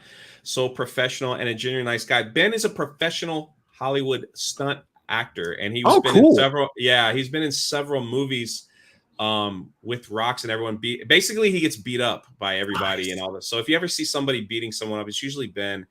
And when I talk to him, I'm like, "How you feeling?" I'm okay. So, good dude, but Thanks, Ben, Thanks, for all the pain you put yourself through for our entertainment. I know, man. Thank you for showing up, brother. Appreciate that. But yeah, so like the Roman Reigns era just aggravated me. I was a huge this is so funny. The New Day, when they first came out, were booed, you know, everybody hated them. And because everybody hated them, I fell in love with them. You know what I mean? It's so weird. Like I even have like I bought the stupid unicorn. Oh God, you're one of those people. Yeah. And so everybody was like, "New Day sucks. New Day," you know, like that was the whole thing. But then, to me, the New Day is a perfect example of taking a bad situation and turning it. And there was a while there where they turned it into something amazing. Up until Xavier got injured, dude. Yeah, and I was there when Kofi won the belt. Like it was, like, but like, I've been fortunate to have been to the last 14 WrestleManias. I would have gone this year because I keep the streak alive. That's no matter what I do in my life, I make sure I can make that happen. And when Kofi won the belt, dude, that was a really cool moment. Like Dion and I, we were all high-fiving everybody in the crowd. Like when a big title win happens for a wrestler that everyone's behind, it's just this like moment of like happiness and then this like calming comfort. The rest of the show is going to be whatever, but your guy won the belt. It's like this is the cool thing about wrestling is like it includes the excitement of the sports, like, you know, when your favorite team wins and stuff like that. Yeah. But it also includes that narrative. When it's done right, I will stand by this statement. When wrestling is great, it's one of the best forms of entertainment on TV. When it's bad, it's forgettable and it's everything everybody says it is. But when it is firing on all cylinders, you got the right people writing it, performing, the right audience can actually make or break a show. Like when you have that, very rarely are you going to find somebody that can watch it and go, this sucks. Like there's something for everybody. It just depends how good they're performing in the WWE. And I'll tell you what, the crowd is everything for wrestling. If the crowd ain't into it, oh my God, it's painful to watch sometimes. When the crowd is lively and jumpy, it makes everything so much better. A couple questions for you, Jeff. Do not feel any pressure to answer. Because some of these I don't even know, but if you're like, just pass, it's totally fine. Emotional Unstable Amphibian asked Jeff, do you want to see my downstairs mix up? Oh, that's from the Mighty Boosh. That's cool. Okay. Greg. Because remember earlier I talked about drinking Bailey's from a shoe? Yeah. That's what that's from. It's the same show. Okay. Actually. There you go. Yeah, there you go. Thank you for the super chat, my friend. Fat Steven Seagal beat up Pedro Pascal. Right. Hey, Jeff. Love your channel. What's your favorite Dragon Ball Z character? I think that's what that is, right? DBZ character. First off, Fat Steven Seagal, thank you for everything. I see you on the stream, dude, all the time. First off, you were Fat Steven Seagal, beat up Ryan Johnson. And I love that it keeps changing. So thank you. But, to go back and answer your question, probably Goku or Vegeta. Because when it comes to anime, I tend to like the main character. So like Lupin the Third or Cowboy Bebop, I like Spike and stuff like that. So I usually tend to gravitate towards the main character. So Goku's like that. But Vegeta, what I like about Vegeta is he's very powerful. He's not as powerful as Goku. He's the bad guy. He becomes the good guy eventually. But he's always like, I love characters that aren't as good as the main or another character in the show. And so you watch them basically kill themselves to get better, to be better than that person. So Vegeta is a very interesting character because he's always putting extra time in the chime chambers and all that stuff, training more than Goku, but he still isn't as powerful. I haven't seen every episode, so I can't tell you exactly what the ratings are, or the Power Scouter rankings are, but Goku, then Vegeta. And I like Piccolo. I like so many of the DBZ characters. It's one of those anime shows I like most of the people. I like Nappa. And he got played, man. Nappa got played. When I first was introduced to Dragon Ball Z, Nappa showed up on the scene and was taking everyone out. Like the way they aired those episodes, it took me like 2 weeks to get through Nappa finally getting blowed up by Vegeta, in that whole series. And then Nappa comes back and Vegeta blows him up again in like 5 seconds. So I'm like, poor Nappa, man. That's crazy. Nerd Cookies, $5 super chat. Thank you so much. I didn't have any friends or family who were into wrestling when I was young, but listening to you guys talk about it is awesome. Nerd Cookies, she's my YouTube crush, by the way, just so y'all know. It's an inside thing, but thank you for the super chat. I don't know why. I just kind of I felt bad for Nappa. Like that's where I was at. If I could bounce So- off of Nerd Cookie Super Chat, Yeah. I didn't have a lot of wrestling friends like when I was little getting into it because everyone thought it was fake. Like, I don't want to come off as a victim here, so I'm not trying to get sympathy or make you feel bad. What I'm about to say is, like, as a kid, I liked Star Wars. Star Wars wasn't cool. It was nerdy in the early 90s, mid 90s. Pre-special edition, people still, like, in my generation, were still like, oh, it's Star Wars, Star Trek, what's the difference? Like, everyone was just very vicious towards it. It eventually got cool again. I don't, like, carry a chip on my shoulder because of that. But, like, when it came to wrestling, another thing that I'm really into, like, wrestling, comic books, and Star Wars, 3 things I love. But when I got into them, nobody else was. So I'm the kid reading his whatever at school or collecting this or that. And so wrestling, everyone just made fun of it because they're like, "You're guys in underwear." It's like, it's like, I go like this. When everybody says it's fake, I go, "What's your favorite?" Yeah, TV yeah, show?" yeah. And they go, "Oh, it's Game of Thrones." That was written. So I get it though, Nerd Cookies. But I will say, because of wrestling, I found Dustin, who was at one time my best buddy in the world. But because of Dustin, I met Dion. And Dion's a huge wrestling fan too. So I always say, like, wrestling brings people together. Dude, one of these days, like, you definitely want to get with the 4 of us on the show together just to hang out or come on the show or whatever. Because 1, we'd love to talk wrestling. And 2, I just think you would fit the dynamic with each guy on the show and have common ground, especially with wrestling, because 3 out of the 4 of us are huge fans that follow it still.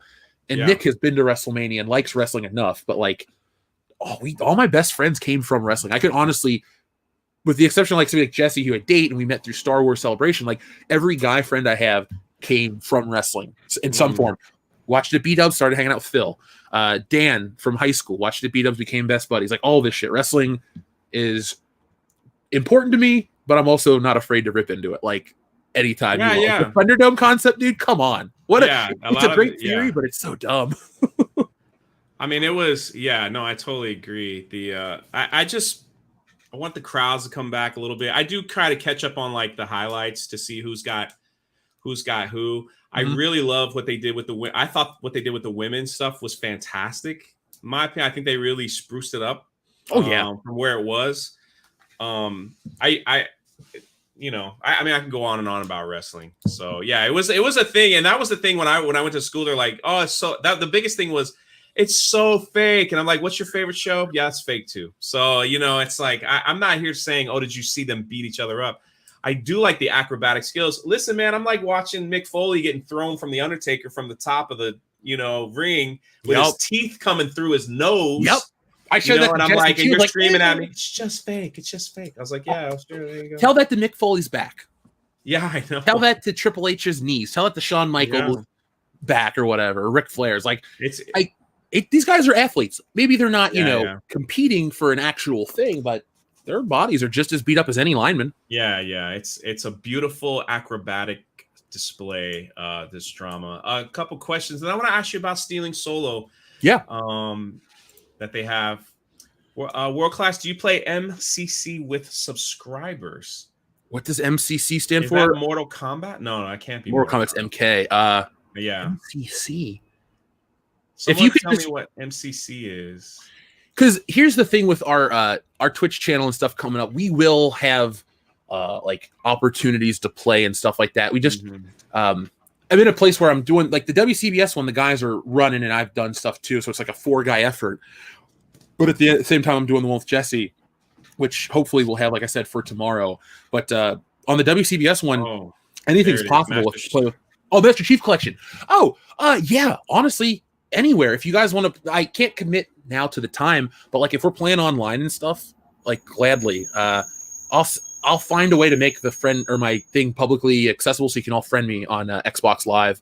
Because why not? I mean, I don't play Halo Online a bunch, but I'd love to. It's just fun. I don't really talk with headset in too, so you have a great chance of playing with me and everybody else, but I just don't usually put in a headset because people yell and like, oh, your mom this and all that crap. So I learned in the old days of Xbox not to use a gaming headset because like 1,000 people said they're going to screw my mom. So I was like, yeah, highly unlikely, but I'm kind of tired of the repetitive nature.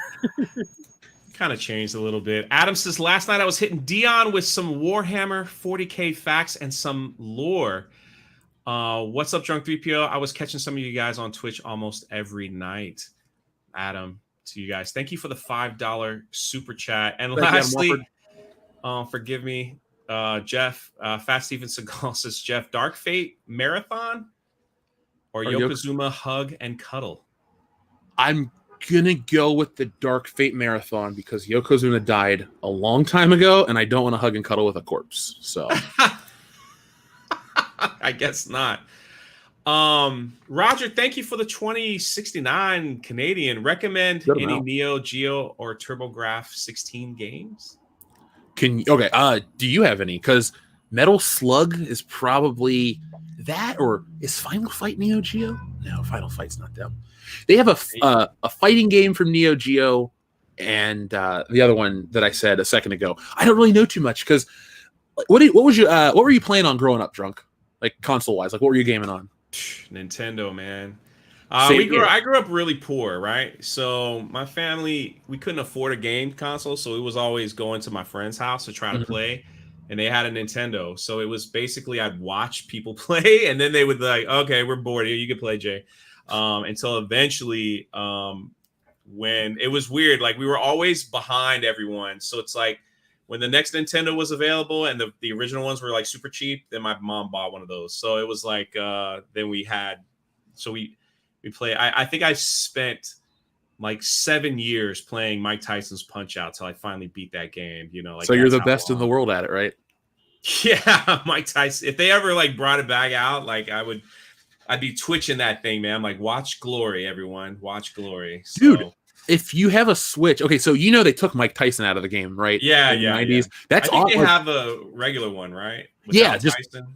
That's on the Switch right now. I don't know if you have one. But, is it? I do have a Switch. If you go into the the old NES games, if you pay for the 1 year of online service and you go into their NES games, I'm pretty sure like regular Punch Out, non-Mike Tyson edition is in there, as well as Super Punch Out for the Super Nintendo. Holy crap! I gotta, yeah, because like right now I'm just doing Mario Kart. I'm terrible at it. Ghost of Tsushima. I'll play you in Mario Kart. I'm pretty good at it. So Jeremy's been trying to get you on our Sunday night Mario Kart streams. He's got to reach out to me. He hasn't called me yet. All right, well then I'm gonna tell him. We had this conversation in the G&G chat. You know how Jeremy is. He's like, yeah, I'm gonna do this, and then a week later, did you do it? I give him credit though. I'll give him a pass because, like him, we kind of shoulder a lot of the channel responsibilities where it's like he's running 10 different things. He's got a hat on top of a hat. So I always give him the benefit of the doubt. But I will say publicly for other YouTubers about collaborating and stuff, just shoot us a message. Don't be afraid. I mean, you were nervous, Drunk, and we've had a hell of a stream so far. So, I mean... I was. It was a little like, you send the DM and you're just kind of like, there it is. Hey, so, you know what? People just, I mean, look at Mary Mayhem last year. She's like, hey, could you come on we just hit 1,000 subscribers. We want to celebrate. I was on that stream with her. Like, she's cool. Love streaming with you, man. People just got to reach out for connections. I'm, I don't bite. So like that. No, only if you ask, right? Jay Shout says, can you send pay for my tech support along with my leggings? I'm waiting for the 1 year anniversary where I owed you a pair of leggings from my store, and then I'll send it to you. Peter Hand, thank you, Marv. Oh, wait. Max says $5. Just support the channel. Keep up the good work. Thank you so much. Peter says, Jeff, McRib or Popeye's chicken sandwich? I would love to try the Popeye's chicken sandwich, so I have to go with McRib because I've eaten it. But that Popeye's chicken sandwich looks pretty tasty, I got to say. Is it good? Yes. The look on your face. I was just like, oh, shit, I made a mistake. I did a freaking video on my channel of like, this is like one of the things how I met Anna, sort of.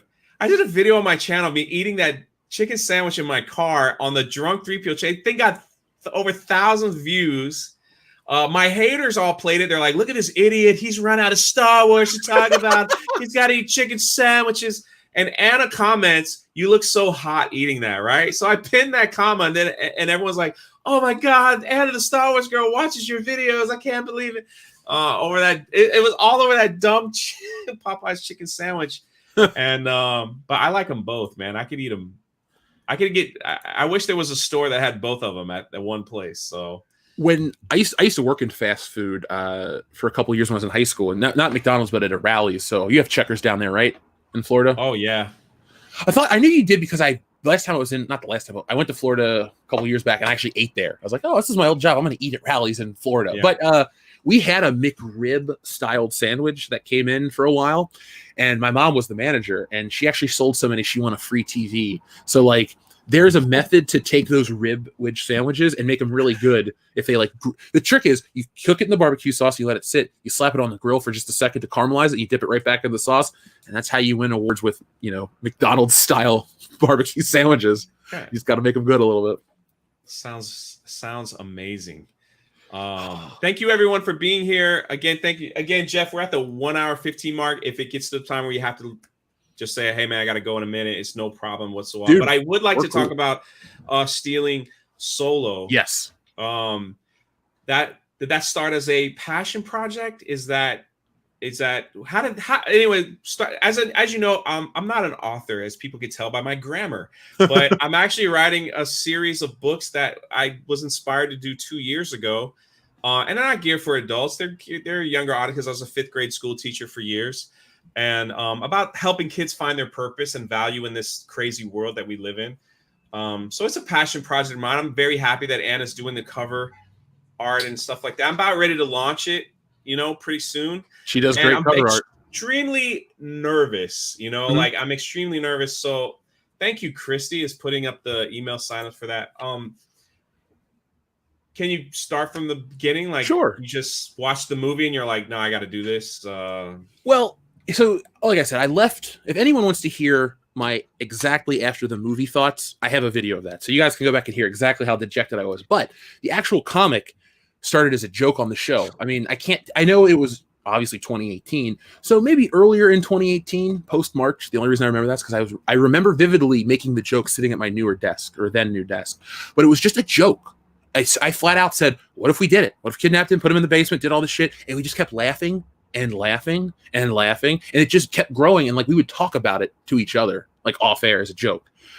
But then we had all this other channel stuff, so I was like, I'm gonna do this. Now for those out there love comics, back in the day I got How to Draw Comics the Marvel Way, so that got me started out on that, and reading Spider-Man and doing all that stuff. So comics have always been a passion. But, you know, I was talking to Ethan, and he's like, you should do this, and that. And so I did, and it was a journey. But it was a good journey at the end of the day. And I'm very happy with, actually, I'm really proud of the book itself. Like, I'm very, like that physical, the one that I sent out, so, you know, the replacement ones, like that physical thing is like, it's weird. It's like a physical embodiment of all this time, but it's like, I'm proud of it, you know? Like, I go through the pages, I go, this is where I was when I did this one and this and that. And like, it's all good feelings with that. So like, I'm excited for you to get, you know, it was an Achromatic Chronicles right here. Yeah, Achromatic Chronicles. Achromatic Chronicles. Like it looks, you know, it's such a good feeling. The look on your face when you talk about it, or like when Ethan talks about Cyber Frog or Cash Grab or Anna with her projects, like there's a satisfaction that comes even with YouTube. Like when you create something that people watch or look at or stuff, there's just like, it's a little bit of you and there's a level of satisfaction. But that really odd philosophical answer to your question was, it was just a joke on the show. And then it grew from there. And now there's a relaunch coming up. We'll have a mailing list and all that shit lined up. And we pretty much are turning it into, it's huge. What we're doing with it, you know, I don't want to tell everybody yet. You didn't invite me on to promote it, so that's why I'm pulling it back. But like, there's a surprise coming. I want you to promote anything, but the day, you know, I mean, when it's ready, if you definitely want to talk about it, sure, man. Because it's the start of something new for the Fandom Menace. Not World Class Bullshitters only, everybody. Includes the top, all the way to whoever else is in it. So, like, this is the start of the Fandom Menace becoming something even bigger. Put it like that. Like, there's a step I've already taken. So, just keep watching out. Like, I still want to stay on Stealing Soul, but my man Yellow Flash is here. What's up, buddy? He says, was Ben Riley your Spider-Man? Hell no, dude. Peter Parker. I knew that'd be a quick answer. I mean, that wasn't even a no. It's a hell no. I love Yellow Flash, man. What up? He's going to be on a one-on-one pretty soon too. So I love Yellow Flash, but he's fun. Yeah, he's fantastic. Putting all that, my biggest, and it encouraged me. So I'm going to tell you, writing the book was the easy part. It's like everything else is coming with it. It's like, holy mother of God. Like everything has just been Even putting the Indiegogo together and trying to figure out what size I want, like all that stuff is like, I'm almost to the point where I'm like, can I just hire someone to do it? But then at the end of the day, I'm like, I don't want to do that, because once it's done, like if my mom's the only one that buys it, that's great. But I'd be like, I did it, like 2 years, I just gave birth to this food baby that's been inside me for 2 years, and like now it's done. The It's first a good one, feeling. yeah. So I figure it's very stressful. So like, take me through. Like, you had some highs and lows with that thing, and yeah. So obviously everybody knows what happened, but we've come back, which is nice. But like, the low, we'll talk about the lows and we'll build our way up. Like, it's like a mountain trek. So the lowest, obviously, was the shitty part, because it's like a couple days after Thanksgiving, I'm sitting in Jesse's kitchen, and the first picture of it coming out, people are like, I got my book. I'm like, oh God, it's great. Like, they were happy. But then, the issue so what happened fully was, I paid to get it printed at a company. They promoted themselves as the #1. So of course you're going to go for the #1. And so formatted everything, got approved, everything was good. And then what came out was from them. And so that was the worst, because they took the thing that I put all this time into, and like everybody else that I worked with, my letter, my colorist, the editor, all these things, like every piece came together. So you talk about, it was easy to write it. It was easy to write it. The drawing obviously took time, but that wasn't difficult. But like, everybody that was a part of it in some way made it easy, except that final step for those people that literally printed it. And like, you've bought comics. Have you ever thought, let's just put a comic book in the mail without a thing on it? Like, that wasn't me. That was somebody that did it for me wrong. Listen, like, listen, people ask me, because I go to Disney, these freaking things right here. This is a Splash Mountain plushie. They don't make anymore. They're selling on eBay for like $300, right? Jesus. I paid $20 for it, and I wanted one and everything. So like, I went and bought a bunch, and like, so even shipping this, I'm like, you know what I mean? Like, it's like in Fort Knox, and it's a like, look, I could beat this thing. And so, yeah, like, I couldn't imagine like sending a comic book out, just toss it in the wind. But here's the thing too. Like, yeah. I put it like this. It was a night. My problem, the situation with the company was bad. The people that wanted to on the internet get involved with it and have their own take on it when it wasn't the truth, aka making up shit, that was the lowest of the low. Now, so you talked about shipping, like I use the big mailers now with the fragile stickers and stuff. Yeah. Like, you talk about the process. I hate what happened with the book and all the shit that went around it. And I've sent out new replacement books. Yeah, countless. I have the receipts, but the process of learning how to fully do it, like, there are people in Comicsgate that pay people to do stuff, and that's fine. Like, I have a colorist, I pay him, I paid somebody to letter it. I don't know how to do those things well. But like, outside of those two things, like, I learned how to order a mass-produced item. I learned how to work with a major company, like the place I went to, the second run, the replacement books, do DC books. So we're talking, I know how to find the best quality and stuff. It sucked that it happened to me the way it did, but it also taught me how to build my own comic book business. This isn't like, basically, I've learned all the steps where it's no longer, let me put something on Indiegogo and then, whatever. It's, I know how to produce everything outside of just, a campaign and just drawing. Like, I know who to talk to, how to do this, shipments. Like, dude, when I got it all worked out, I got a literal pallet of books delivered to this apartment. It was so weird. Like, I just had never seen so many. Like I said, it was bad for what they did, but I learned a lot. And the people have been awesome. The backers have been incredible, because I get pictures and messages. I got my new book. Thank you so much. And I tell them, thank you so much for backing it and this and that. And that's it. That's the, that's the personal touch I put onto it. But, if we want to build up this mountain a little bit, other things, it was satisfying to show the first piece. People were very receptive to it. It was successful. It still is successful.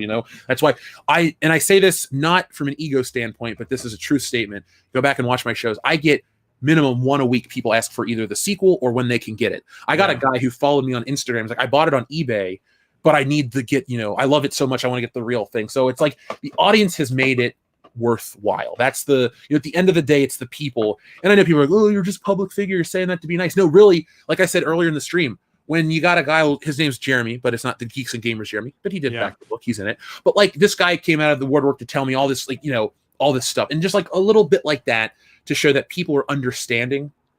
You know, it just makes it all worth it. And then the satisfaction of like doing the campaign, closing the campaign, making the art, doing all this stuff. And I made connections too, like with my lawyer and all this other stuff. Like I said, I'm not going to let a couple of dicks on the internet and a bullshit company ruin what should have been. You talked about a baby. Like this is that creative birth you give, you know. Here's an excess copy right here under the table. As you can see, I have, you know, these left. But like, you know, I look at this and I don't think of the negativity. I think of the positivity. I think when you have your book in print in front of your hand, in your hands, like Stephen Walton, you know, he wrote the Fandom Menace books. Like there's just, even Ethan too, like when I went to his house, like the look on his face when he's like, here, let me give you a Cyberfrog. I backed it. He gave me all the bonus shit in person because we're friends. It's like the satisfaction of the journey's over and like giving your thing to someone, to the world to consume it. There's a satisfaction that comes with that it sounds like it's a little bit of pretentious, but do it and you'll see it. It's like if you're a parent and you have a kid, your kid graduates the 3rd grade, top of the class, you're proud. It's proud of something you've done, and it's not bad to feel proud about that. But you know, at the end of the day, you'll come out of this. I'm excited for you because I think you'll come out of this as more of a creative person than you already are now.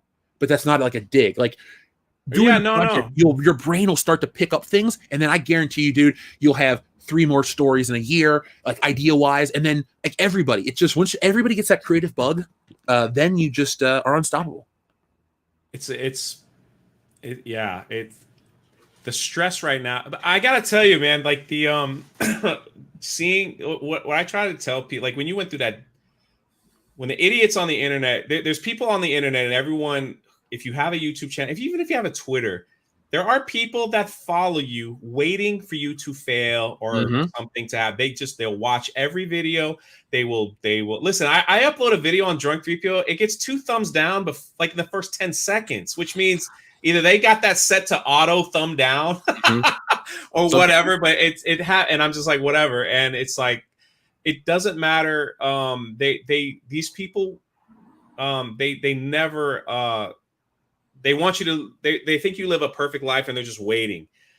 They're waiting. And this is how sad these people are. It is so sad that they live their whole life. Like before the stream even started, the first thing was a thumbs down. When I put this together, I'm just like, how sad does your life have to be that you just want someone to fail, you know? And then you'll go out and like, you'll megaphone it. Like, you know, like for your comment, oh, look, he whatever they said, you know, they can go on and on. They say that crap about me. You know, they say that crap about me. The funny part is like there's a difference. Like when you have somebody that's a hater, it means you've made it. You know, like I don't care that videos get thumbs down. Here's the thing. You know we exist. You went out of your way to say, I don't like you. I know who we are. So we've done something right.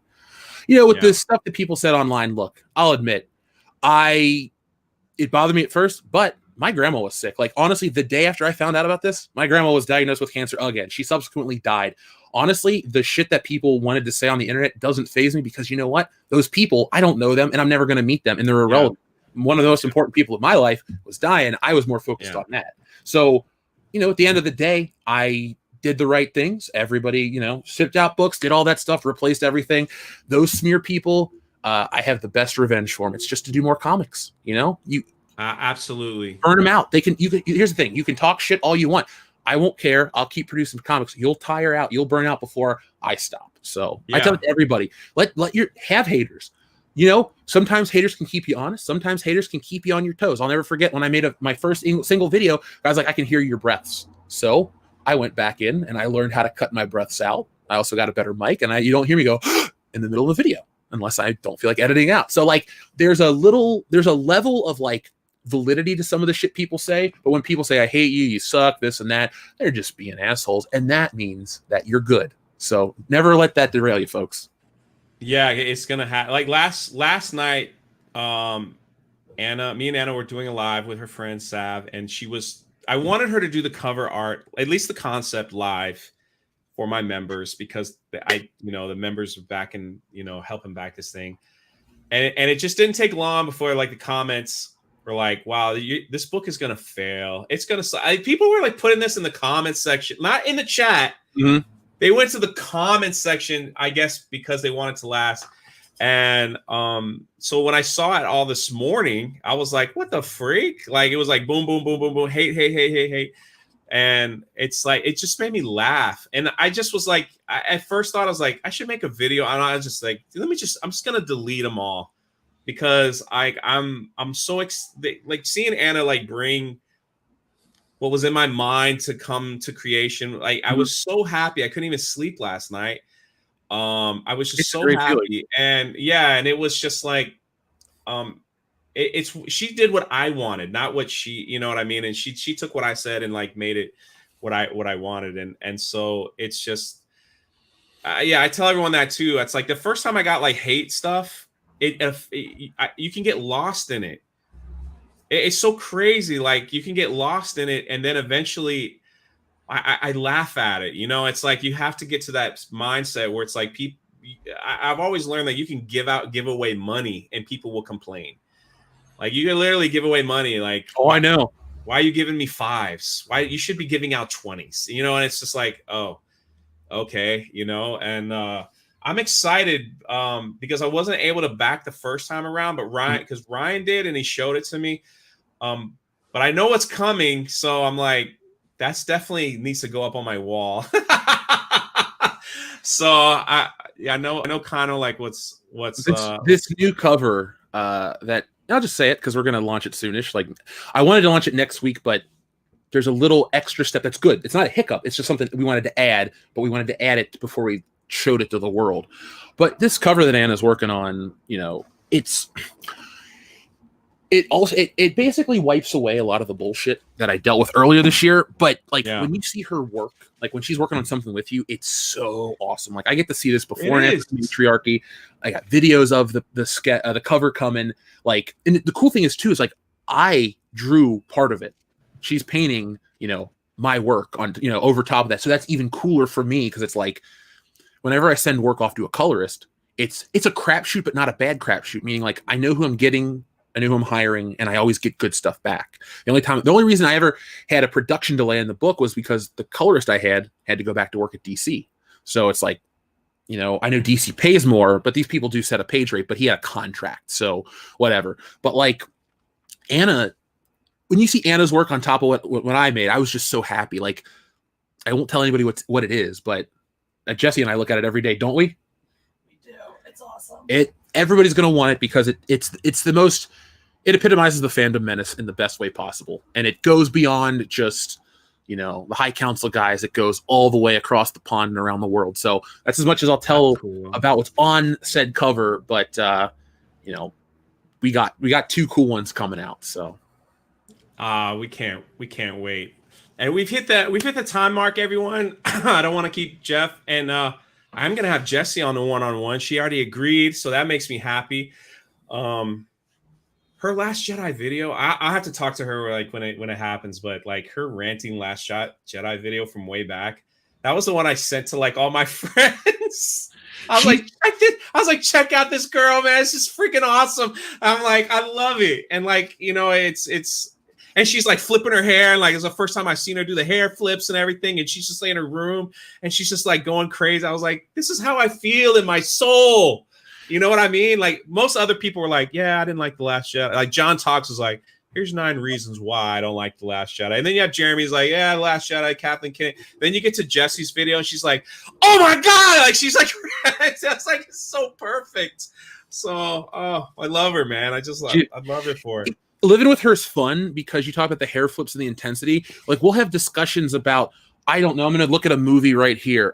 Metropolis, Fritz Lang's classic from the 20s.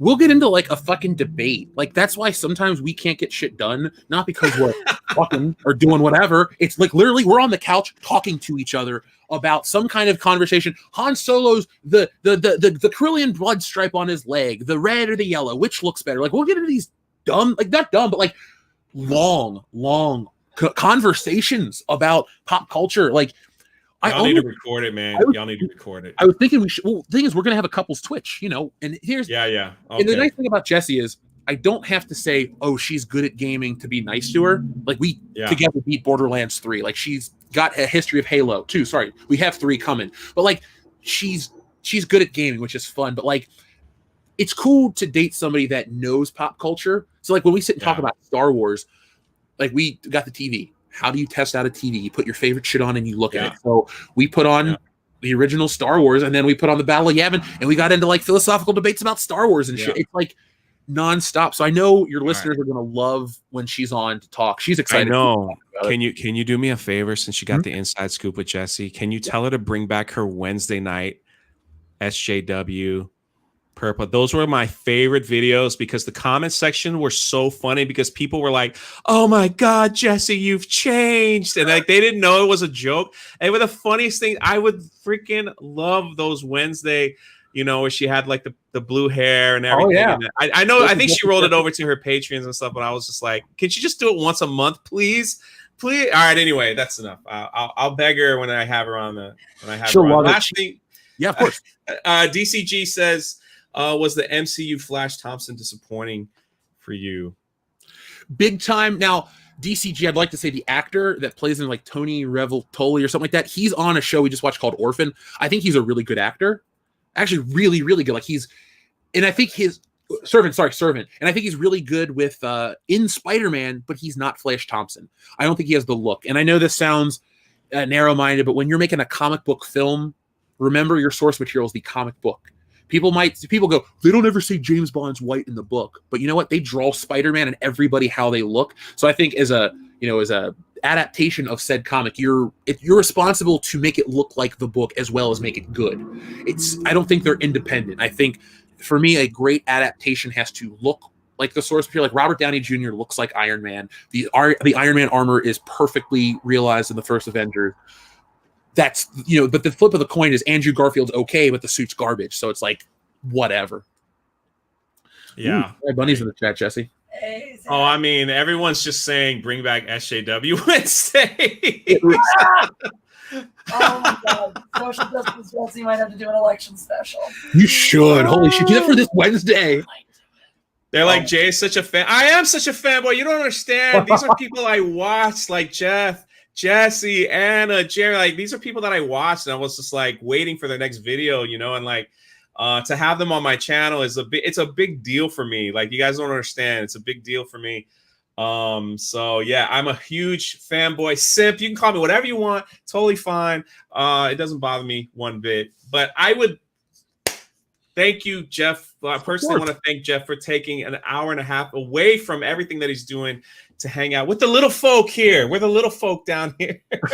I know he doesn't see us like that. No, I love this dude. Seriously. Not inviting myself on, but anytime you want to do this again, just shoot me a message. Like after you go through your cycle of all your Thursday guys, we could shoot the shit about wrestling or anything else. Oh, man, that would be fan. That'd be fan. Jay is a fangirl. Don't assume his gender. Exactly. Thank you, Mar, for bringing light to the dark. Is there anything you'd like to plug or? Sure. Because YouTube wants to be whatever. So obviously, I'm Jeff of World Class Bullshitters. Tonight, oh shit, today's Thursday, right?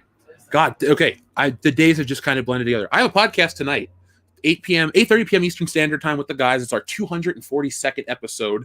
We're going to be covering Johnny Depp getting fired from Grindelwald. We're going to be covering Amber Heard, all kinds of fun stuff. I have a video coming out, a new Star Wars toy video that should drop Saturday morning, because Saturday morning is a good time for us. I got something on The Mandalorian coming out, got something on Kotaku coming out on Monday, and then Twitch. I know Twitch is the evolution for a lot of YouTubers right now. WCBS Gaming is already alive. We have only like 150 followers, but still we're one step away from the partnership, so that's cool. Jesse and I will have a Mindless BS or whatever we're going to call it officially a Twitch channel to check out for Halo Fridays, as well as this couple's geekery, so people seem to like that. And then be on the lookout for the reprint of Stealing Solo. This is a full graphic novel, just like the one that I sent out to everybody again. This is a full graphic novel. It will have a new back cover with the guys as action figures. It has a wonderful, incredible new front cover, which I won't tell the content, but it's been painted by Anna, and it's poster quality, so get the poster with it. And then, there will be an original High Council cover, so be on the lookout for that too. So really? That's cool. Yeah, I won't tell anybody about it. The art will speak for itself. But I've been working with a lot of people, getting stuff together outside of just the creative aspect. Like I said, making the business connections, And for those who listen to our shows regularly, we've mentioned SJW cards. Those are a 2021 thing. Those are happening. Woke Busters is a thing happening. Work on it now. But I want to put all my effort into the reprint of Stealing Solo. We already redefined what the book meant by me going out and replacing all of those like that. But we want now this version to represent the Fandom Menace, bring in a new age of the Fandom Menace, and then give people the opportunity that missed it. Because realistically, we've grown a lot. And I've had a lot of positive feedback, like Go Big Boar, Go Home, or Jesse herself, like watching people read it. My favorite response is when people laugh, because I know I did it right. That's all I'm asking. That's it. In that book is like, if I can make you chuckle, then I did my job. And that's exactly. So that's all I have to plug for now. I know it's a lot, but no, it's all right. According to Chrissy, has put all the links in the chat. Thank you, Chrissy, for being such an amazing mod for me today. I didn't even ask her. She just showed up and just was like, "Oh God, Jay forgot to ask someone to mod," and she just did her thing, which is fantastic. The last question that is on everyone's mod is just simple yes or no, and then we're gonna end the stream. Do you like candy corn? Yes. Ha ha ha ha! Everybody. I really love candy corn. It's like, and the little pumpkins that are whatever, that same candy. Yeah. The Brocs. I love that shit. Like last year we did it. We said it as a joke. We have a P.O. box, folks. I'll talk about it tonight. Send us candy corn. I'll eat it. Like get leftover Halloween candy corn. Send it to us. I will eat it. I will put it on. Wonderful. I will put it on pumpkin pie. People, the candy corn almost split the Fandom Menace. So I'm just letting you know, like that was the big. Yeah, we're a divided household. Yeah. Look at all that. Boy, here comes the hate, man. Why does everyone hate candy corn? I just like it's like pineapple on pizza. It's not for everybody, but I feel like the internet has made it a thing more so than it was actually ever like a problem. Because if candy corn really sucked, it wouldn't come out every year. No, see, the thing is, well, the polarizing feelings about candy corn have always existed. Because I remember being younger and having the same conversation. People calling you a traitor. Can't stand it. Yeah, I know. I know a lot of people are on the fence, but you know what? If I can be friends with people that like The Force Awakens, you can be friends with somebody who likes candy corn. The world is a big place. There's room for everybody. That's right. That's right. Look at Marjade. Yes, we got Jeff sucking candy corn hater. Hey, then you have Chrissy. Candy corn is the last Jedi of candies. I always end up going to bring everyone in this community together because of how we feel. How terrible it is. Because of how terrible it is. Exactly. That's so great. Anyway, thank you guys in the chat. Thank you for all the super chat. Thank you for some of the new members. This will be flipped over to my membership when the stream is done. Thank you for Jeff. Check out all his channels and everything. And that is the end. And I'll catch you next Thursday when I have none other than Ethan Van Sciver. Ooh, that's going to be a hell of a show. Will be it'll be something. We'll be on here next Thursday.